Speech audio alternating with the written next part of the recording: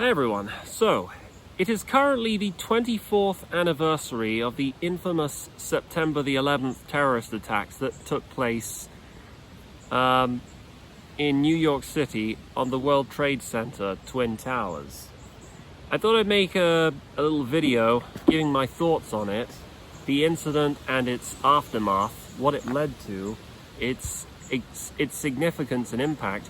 And I also wanted to talk about a family relative of mine who actually passed away in the attack. So the September 11th attacks, or 9/11, which is what everyone calls it. I mean, I think even we call it 9/11 around here. They were and remain to this day the single deadliest terrorist attack in world history. To this day, there hasn't been one that has claimed more lives than that morning. I think it was so traumatic in terms of how it affected not just America, but the world. You could effectively divide recent history into before and after September 11th. Oh, this bloody wind. Anyway, it had such a significant impact, it effectively divided the world into a before and after. The world basically suffered a collective PTSD from that one morning.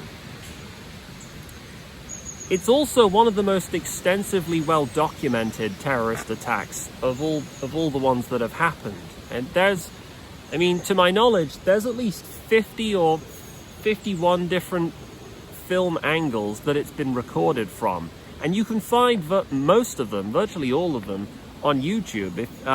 They've all sort of been compiled together. It's inspired a lot of morbid fascination, which is the case normally with a lot of high-profile terrorist attacks, and because we all fear death, a lot of us are a lot of us who want to know more about death and what people experience in their final moments, a lot of us are compelled to look and investigate further. Although I'll probably get into the voyeuristic aspect of that in a different video. But anyway, it had such a tremendous impact. A lot of people claim, myself as well, a lot of people demarcate it as officially the end of the 90s. If you'll remember in my previous video, my previous two videos where I talked about how joyful and just how carefree the 1990s were, I think September 11th served as effectively the end of the 90s. It was the sign that we were transitioning into the new age, because right after September 11th, it led to the war on terror and the manhunt for bin Laden and the forever wars, the consequences for which we're still paying for up to this day. It had a huge ripple effect throughout the world. It affected a lot of people, even those who weren't there, who didn't see it at the time. And if you've actually watched the footage, the candid video footage of people, of onlookers screaming in horror when they watched the towers collapsing, really gives an insight as to just how much terror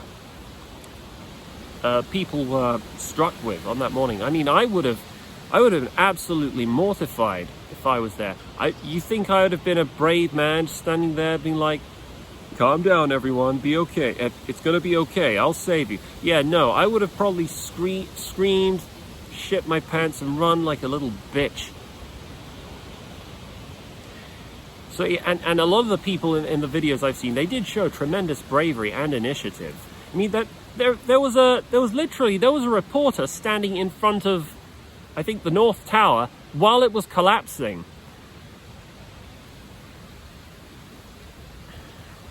That guy had some balls on him, and people who got close to the towers while they were in the, they probably didn't know the towers were going to collapse. But yeah, that takes some... you got to have nerves of steel to do things like that. And I don't think I would have...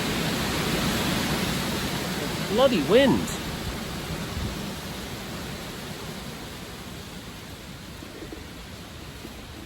I think it's also significant how ever since September 11th, airport security has become a nightmare. You know, there's been all these rules in terms of how much liquid you can carry with you onto a plane, how many security and customs checks you're supposed to go through, all because some selfish bastards decided to hijack a plane and fly it into a building. And I don't know if airport security has ever been easy, because again, I'm talking about a time period before I was born, but it really did. There's no question that 9/11 did have a lot to do with that.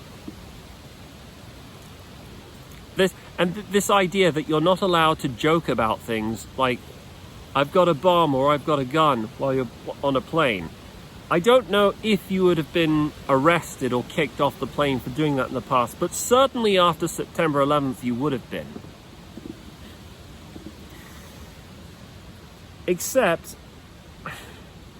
this whole moral panic and this fear, this atmosphere of fear and uncertainty, which we're still kind of living under even now, with regards to airline travel, it's being enforced on everyone except the people who are most likely to commit terrorist attacks. Like, you know, you're gonna think me a bit mean if I say this, but if you wanna know who's gonna commit a terrorist attacks, you know who to look out for. But people don't want to be seen as racist, so they're targeting everyone. And it's kind of been, I've noticed that there's been this trend in movies. I've seen it happen in at least 2 different films where they have this conspicuously Middle Eastern or Arabic looking gentleman on public transport. Typically this is in the context of a film where there's a bomb on the public transport, and they include him just so you can, just as a red herring, because the plot will inevitably make you suspicious, make you think he's the bomber at some point. I'm trying to think, what are the 2 movies? Oh yeah, Source Code is one with Jake Gyllenhaal in it, and that film with Liam Neeson, the one where he's on board a plane and there's a serial killer, and they have the most Muslimest Muslim of all Muslims in there with a turban and a beard and everything. Like, they know why they're doing this. In a lot of ways, we're still recovering from the damage incurred on 9/11, but kind of like with the Titanic, I remember seeing a video about 9/11 and humor. 9/11 is still considered kind of a touchy subject, but you got to remember, the Titanic was considered a horrific disaster back in its day, and that was 100 years ago. So as time passes, eventually it will be regarded as something within the relative safety of the comedic public domain, where you can make off-color jokes about it. But I don't think that has quite happened with September 11th yet.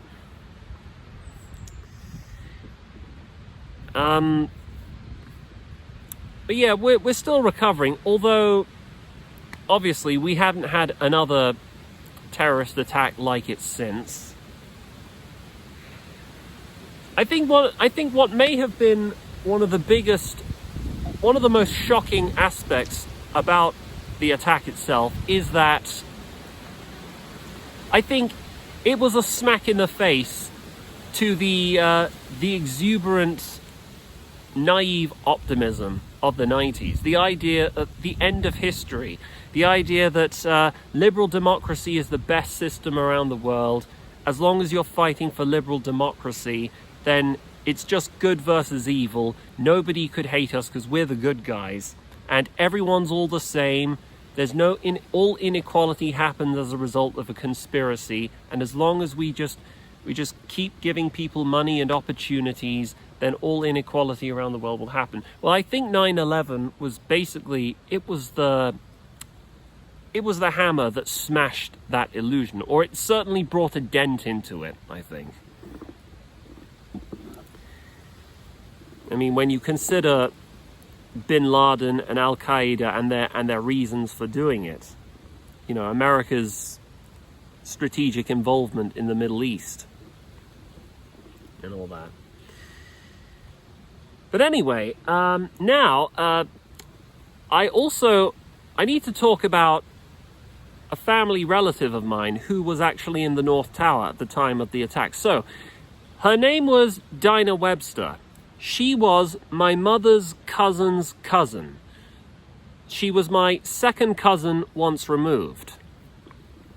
Now, who was Dinah Webster? She was 50 years old at the time of the attacks. She was the daughter of my great aunt. I'm not going to give out too many names here because, you know, this is a family matter. But she worked for a financial quarterly called Risk Waters Group. They were essentially a magazine that gave out financial advice. I looked at their website. I think they're still circulating. She worked at the time as an advertising manager for their branch in New York.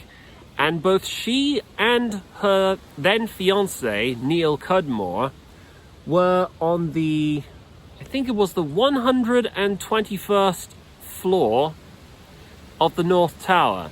They were holding a conference in the Windows of the World restaurant on that tragic morning. Obviously, not that it needs to be said, but neither of them could have had any idea what was going to happen later that day. It's pure coincidence. Scary to think. It's weird to think how if they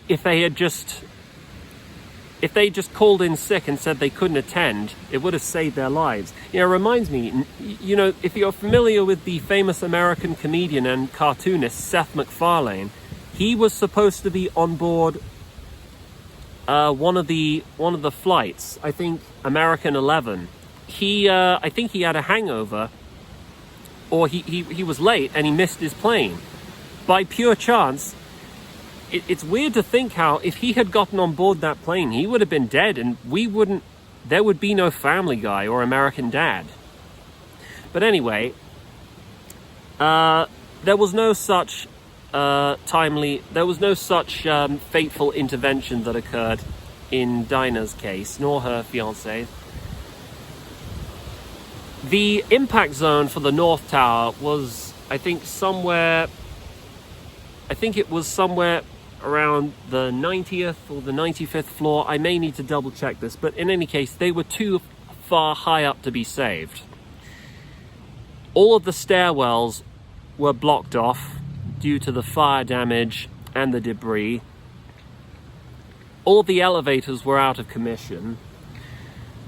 And the New York Fire Department, you got to realize, these guys were carrying hundreds of pounds, or certainly dozens of kilograms worth of heavy firefighting equipment, and they were walking up flights of stairs. It would have taken 4 hours or so for them to have reached where Dinah and her fiance and all the other attendants of the conference were. And the building only stood up for, what was it, an hour and a half before it finally collapsed. So they never stood a chance. And it's not clear what happened to them exactly, how they died. It could have been one of two things. It could have been either they passed out from the smoke and the carbon monoxide gas killed them, or they could have done what hundreds of other people did on top of the North Tower and jumped and fell to their deaths. their bodies were never recovered, because when both towers collapsed, it pulverized pretty much the entire area of Lower Manhattan. I don't even know how many bodies were recoverable, but concrete turned into dust. Yeah, it was a huge wreck, and it was a great tragedy, because she worked incredibly hard, and well, nobody deserved what happened to them on that morning. But that's the weird thing about life. Life comes at you fast, and death comes at you quick too. Your life can be very fragile and fleeting at times. I must have been, how old was I when September 11th happened? I think I would have been 6 years old going on 7. That's right, yes. And I had no memory or any, no sense of awareness that it had happened, because as a child, I was very much lost in my own little world. I didn't even hear about what happened that morning until, I think, years later, when my dad told me. But when I did finally find out, I mean, well, I was probably as shocked as everybody else was on that morning. Years later, when I was in my early 20s, I took part in this American, what's it called? What was it called again? J2 work visa program that was only for a couple of months. And when I'd finished working at that at the place where I was working, I flew over to New York in Manhattan, and I actually went and explored the site of where the towers used to be, the big fountains.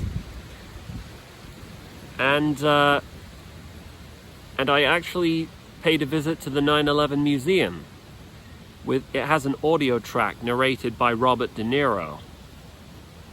If you look carefully, somewhere on the North Tower fountain, on the North Tower fountain, you know, where the North Tower used to be, you will find the name Dinah Webster and Neil Cudmore there suddenly, somewhere.